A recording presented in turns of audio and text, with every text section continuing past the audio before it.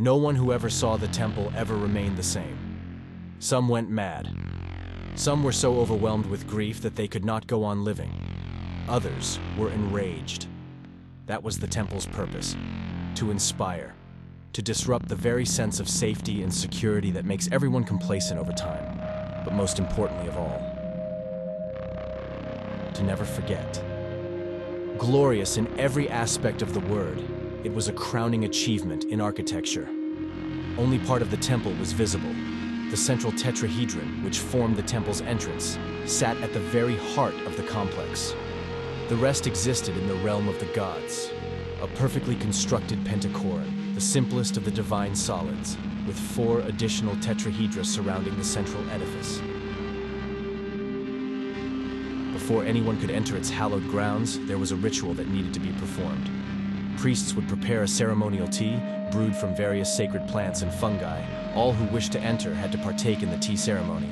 Upon its completion, the priests would lead the pilgrims through the winding labyrinth of the complex to the temple's entrance.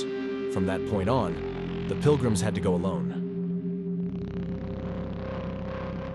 Darkness filled the corridors. It had to be complete darkness, for the slightest ray of light would destroy what resided within. Darkness needed a place to dwell, because without it, there would be chaos. Without darkness, no one would be able to recognize the light. Darkness must exist. The interior of the temple was a maze, so many choices, so many paths, all leading to the temple's heart. The temple's heart was an enormous silver sphere, polished and smooth. By this point of the journey, the eyes have had time to adjust to the darkness, soaking up every last drop of it. At first glance, the images and shapes on the sphere are unrecognizable, but upon closer inspection, the horrible truth is revealed. When they see their own reflection in the surface of the sphere staring back at themselves with those eyes, this is when some people go mad. Those terrible blackened eyes.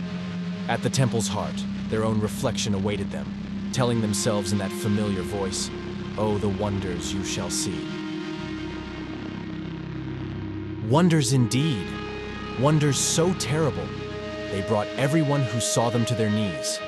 Wonders so appalling, they scarred everyone who saw them to silence, never to speak another word ever again.